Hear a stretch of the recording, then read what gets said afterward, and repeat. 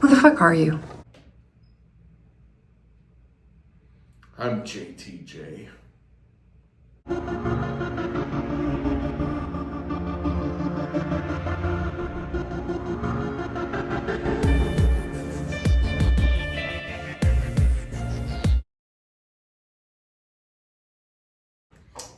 Hey everybody, it's me, JTJ. And yeah, I saw Nobody too. No, that's the name of the movie, Nobody 2. I just had to clarify that in case some of you been living under a rock for the last 5 years and never heard of the first Nobody, or you're just retarded or something. Anyway, yeah, so this movie, I'm not gonna lie.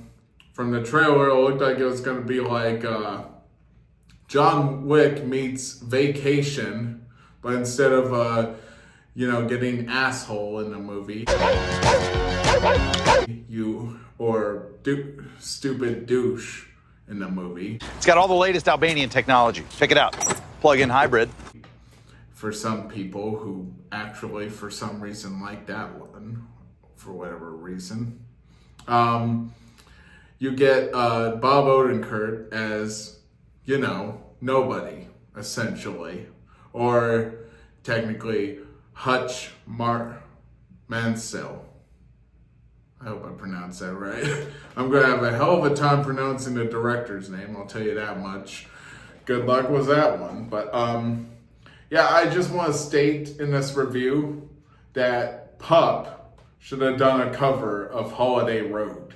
That would have kicked ass to see Pup doing Holiday Road, a cover of it, I mean, I love Pup, and I feel they could nail a cover of Holiday Road. Pup, if you are watching this, make it happen. Please, make this happen. Anyway, so this movie was directed by Timo Jahato. You know what?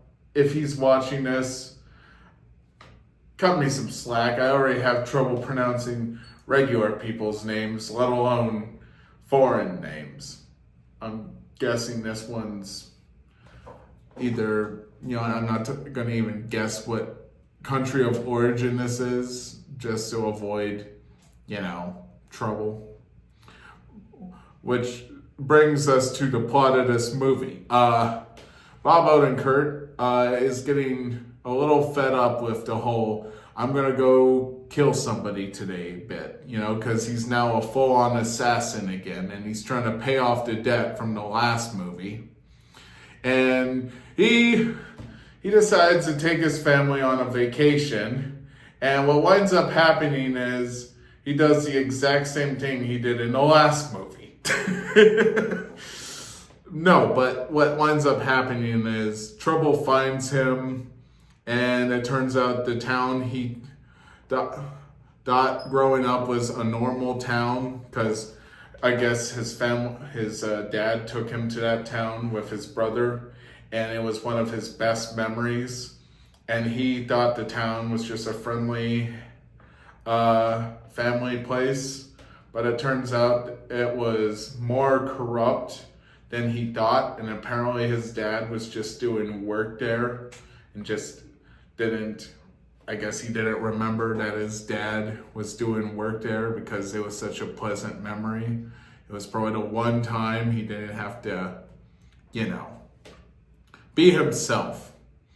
But interestingly enough, in this movie, something happens with Bob Odenkirk with his kids, and that part of the brain that makes you stop thinking goes off in his head, and he does his thing.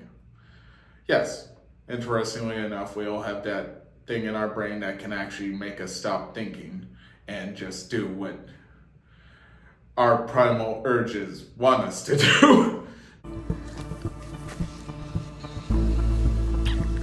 And no, I don't mean that.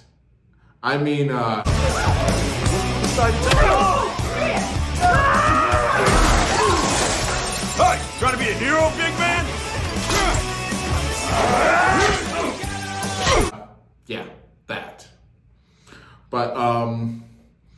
Anyway, this movie was. I'm not gonna lie. From the trailers, it looked like this movie was gonna be boring and nothing like the sequel. But on an honest note, this was actually really good. God damn, this movie was.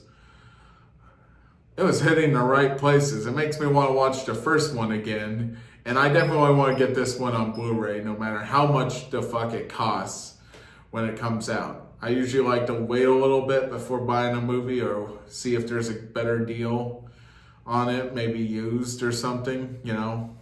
But yeah, this was a very fun watch. I almost didn't want to do a review on this one. I'm going to be completely honest. I was still recovering from my King of the Hill revival reviews. Boy, there was a lot of those.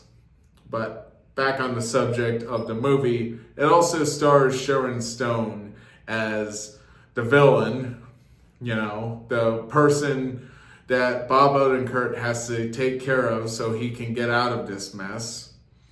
But,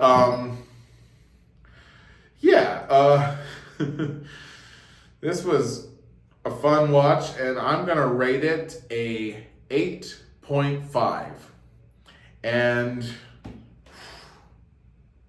Bob Odenkirk, if you're watching this, tell them you need to make a third one. You know what? Just tell the studios to give you a contract for 3 more of these movies. Because I think you're going to get stale after the 5th one if you keep going.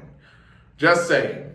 I mean, who knows? Maybe I'm wrong about that one. But we all know how old Bob Odenkirk is. And to be honest, Christopher Lloyd was barely in this film as it is. That's why I barely mentioned him in this review. But that is it, guys. And until next time, stay tight.